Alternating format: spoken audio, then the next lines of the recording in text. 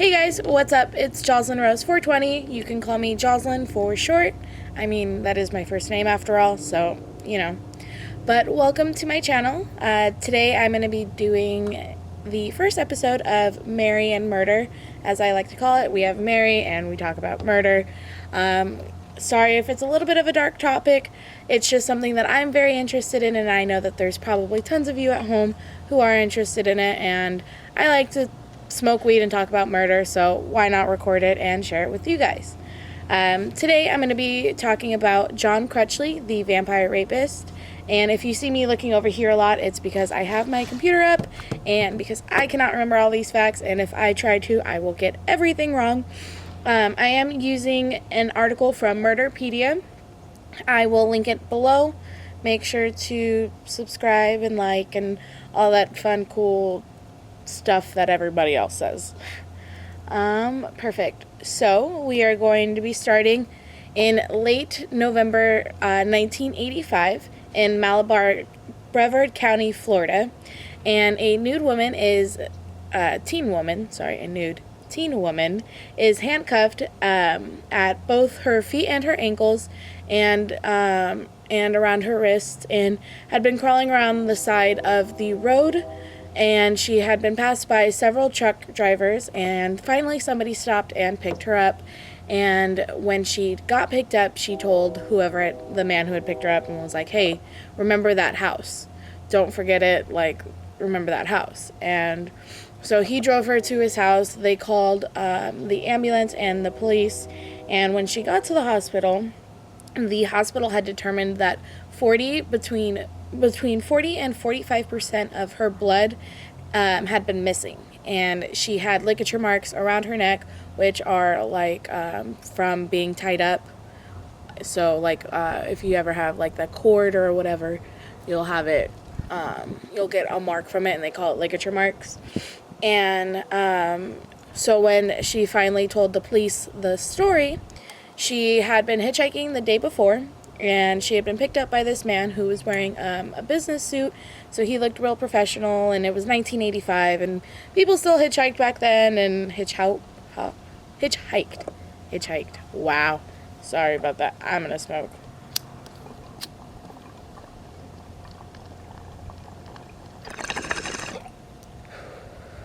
We should play a smoking game where every time I fuck up on a word that we have to take a hit, because I do that a lot.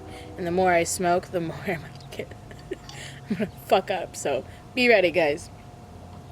So he had picked her up and told her he would take her wherever she needed to go. And so they were in the car, and he was like, oh, but first I need to stop by my house. Which, get the fuck out the car at that point. That was not part of the agreement. We agreed that you were just going to take me to my destination. We didn't agree about a house or anything like that, and that to me would freak me out. I couldn't do it. I would try to get the fuck out the car as best as I could. I tumbled out the car, whatever, tuck and roll, get the fuck out.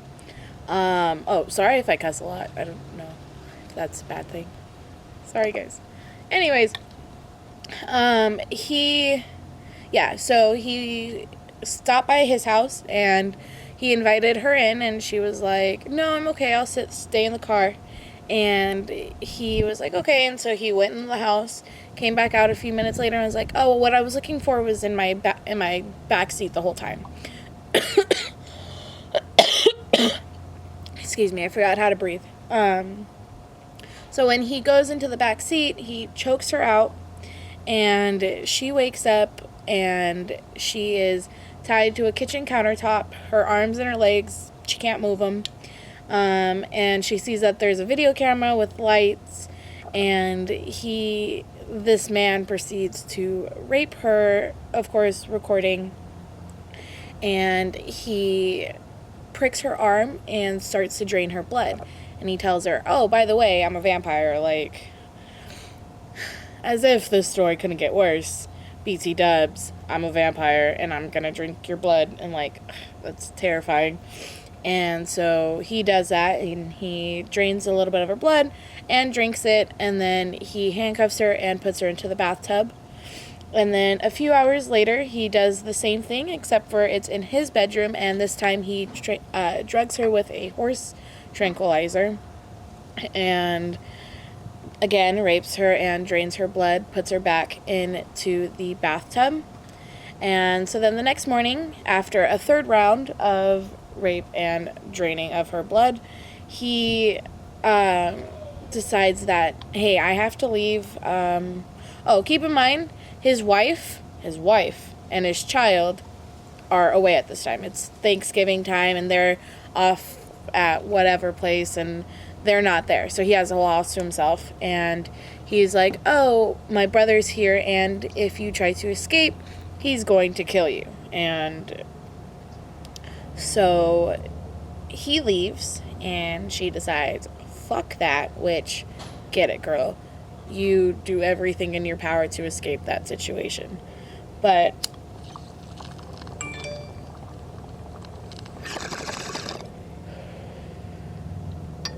so she decides to escape, or she decides she's getting out of there. And so she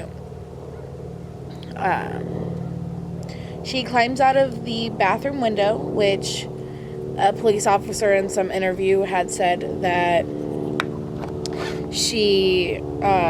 that this fucked up on another word, take a hit, guys. Sorry. The bathroom window that she escaped out of was so small that, like, any human could not have fit out of there, and they don't understand how she got out.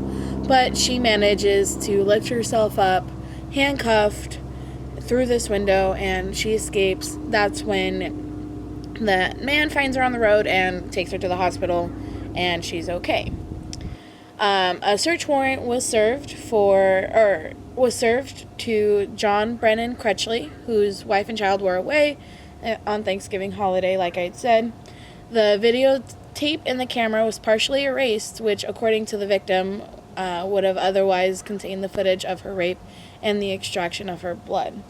Crutchley was arrested during the search, which took place around 2:30 in the morning, and photographs of the house taken at the time of the first search showed a stack of credit cards that hadn't belonged to him, and a collection of women's jewelry in a bag in the closet, but those items had not been confiscated during the search because I'm assuming their search warrant hadn't covered that information, and so it only had things pertaining to the actual first assault, so they couldn't actually collect that evidence.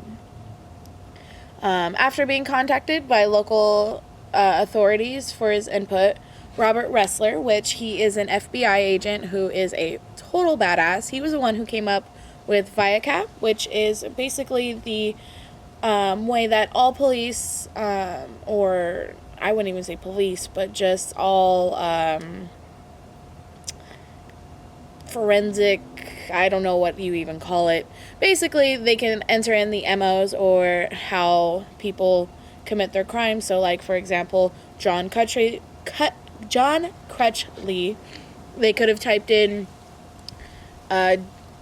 rape and draining of blood of teenage woman, and then any assaults or any other attacks across the country that fit that category or fit those keywords, so to speak, those will pop up, and it'll help them solve so many cold cases and different things like that. So Robert Ressler, total badass. He was convinced that Crutchley had to have killed before, identifying him as a serial killer of the organized type. Ressler investigated a second search, which was of much wider scope and detail than the first. Ressler had noted that there had been 4 female bodies found in Brevard County in the previous year. Sorry, guys, we get raccoons and possums out here, and I heard something scurry in the bushes, and I was afraid. So if you see me randomly, like, glance over, it's because I don't want to be attacked by a random animal. I know it's daytime, and they're most likely asleep, whatever. But yesterday, they came out at 5:57, and I know you guys probably don't care. This is a hella side note. But it's 3:16, and that's only a few hours away. and I don't want to see them today. Anyways, going back, so there had been 4 bodies found in Brevard County the previous year, and nothing can be explained. They couldn't identify them. They couldn't figure out what had happened to them, and there had been no evidence that had been linked to Crutchley, though. They decided to, look into his past to see if there had been anybody else that had been missing or anything like that. And, there had been a missing woman reported in Pennsylvania when he lived there, but, nothing, of course, had been linked back. When Ressler also suspected Crutchley for the murder in the 1978 disappearance of Deborah Fitzjohn, the secretary whom he met in Fairfax, Virginia. She had been in his mobile home, and the police identified Crutchley as the last person to see her alive. So Ressler had just assumed that because Crutchley wouldn't have just brought this woman back to his house and had such an organized attack on her. He knew that he was going to bring her back to the house. He knew he was going to tie her up. He knew he was going to drain her blood. He knew that nobody would be home. He knew where to set the video camera. He knew to erase the video camera. He knew all of this. And most people especially something of this organized type, won't bring that back to their house because that's just... It makes it so much easier to get caught. I mean, who's going to break into your house and kill and murder somebody? Oh, that was stupid. Who's going to murder somebody? And yes, so Robert Ressler just had come to the conclusion that Crutchley could not have been this couldn't have been his first killing. This couldn't have been the first time he did this. It was such an organized way that he knew that this couldn't have been the first time. Like I said, multiple times. Anyways, going back, during the second search in the that first case, they had found a stack of 72 3x5 index cards, which Crutchley had recorded women's names and described their sexual performances. When contacted, some of the partners indicated that Crutchley had crossed the line from kinky consensual acts into sexual assaults involving restraint. His wife had apparently cooperated in similar acts and told the press regarding the attack on the handcuffed teen, which took place... Oh, hold on. I'm going to wait to read this because this is fucking terrible. But basically, these women had said that Crutchley was taking things too far. He didn't care about any of the safe words. He would take it way too far. When they wanted a little bit of BDSM, he would take it way too far and cross that line. And so he was already known to be kind of this sexual sadist, and the defense attorney during the case had tried to make this girl sound like she was a Manson girl, meaning that she was just looking for that thrill of somebody dangerous that I don't know if I'm going to live tomorrow. Let's go have kinky sex. And that this was all that this was just kinky sex gone wrong. And so Crutchley's wife had told the press that when she was away with their own little girl for Thanksgiving, that this had been a gentle rape devoid of any overt brutality. That's terrible. That's fucking terrible. That, kills me, because there's no such thing as a gentle rape.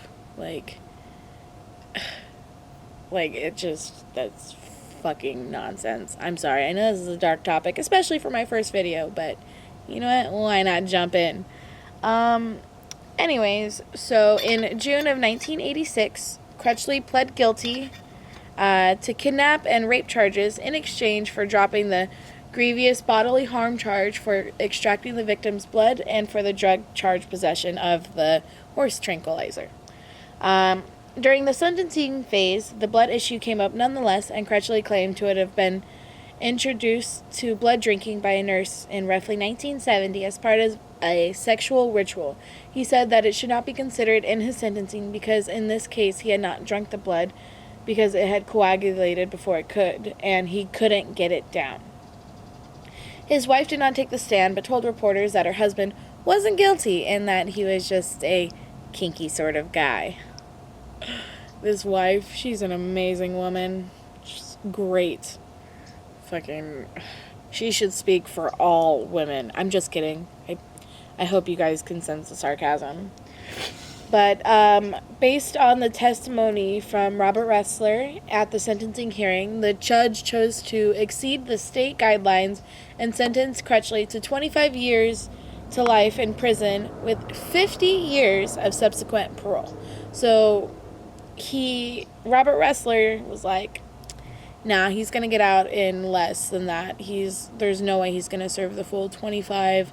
He is going to get out early on good behavior or something along those lines. And he was right. Crutchley served 11 years of his sentence for rape and kidnapping. I know this is probably not the place to discuss it or whatnot, but that's the problem with our system. Somebody who can rape and kidnap and drain the blood of a poor woman gets 11 years. 11 years. But there's people serving out life sentences for weed and other drugs. And yes, okay, drugs aren't, actual drugs aren't good for you, and I'm not saying anything like that. But what I am saying is that you can attack another human being and get less time, which to me blows my mind. It's crazy. But anyways, so after serving 11 years of his sentence, Crutchley was released on August 8th of 1996 from Union Correctional Institution in Rayford. I'm probably saying that wrong. Probably saying all these names wrong. I'm sorry. Rayford, Florida, and for the Brevard County Jail for good behavior. Officials in Fairfax County, Virginia, where his mother lived, did not want him, nor did the people of Malabar and Melbourne. Therefore, he was transferred to the Orlando Probation Restitution Center, a halfway house where he would undergo counseling and pay restitution even while serving his 50 years of parole. So he was basically going to live out the rest of his sentence in this halfway house in Orlando because the cities where his mom lived, where he lived, did not want him. I mean, who would? I know I wouldn't. Sorry, that's work. Turn that down. Fuck. I forgot I have it connected to my computer. Anyways, so less than 1 day later, he was arrested again for violating his parole after testing positive for, can I get a drum roll, please?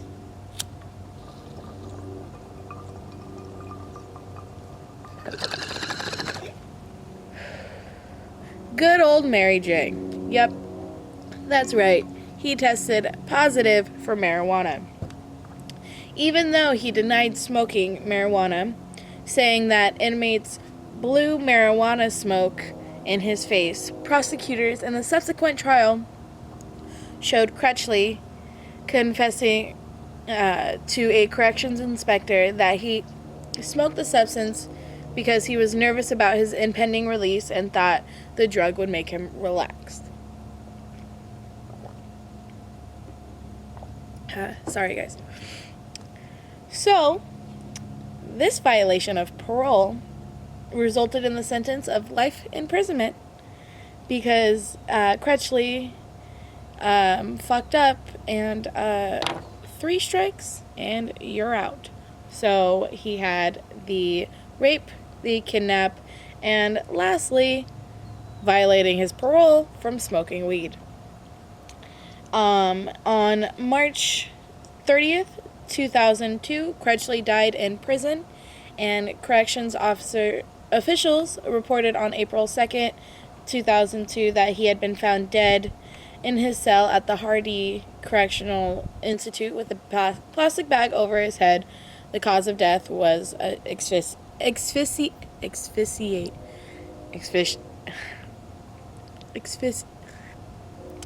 going to just enter the word right here because I can't say it. Asphyxiation. Oh.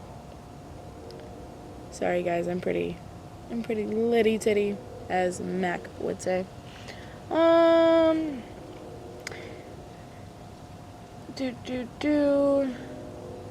Subsequent reporting around August 1st, 2003 from the Florida Department of Corrections declared that the Florida Vampire Rapist died of asphyxiation in 2003, so a whole year later.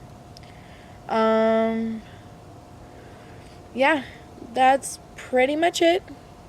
He was a terrible guy who I'm glad spent the rest of his life in jail and died in jail because he deserved every second of everything that he got. I know that sounds terrible, but he was a terrible guy.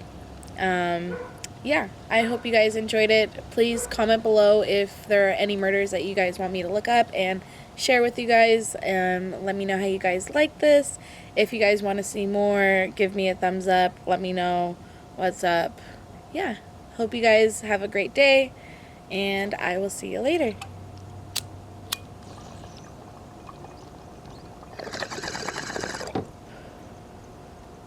Bye.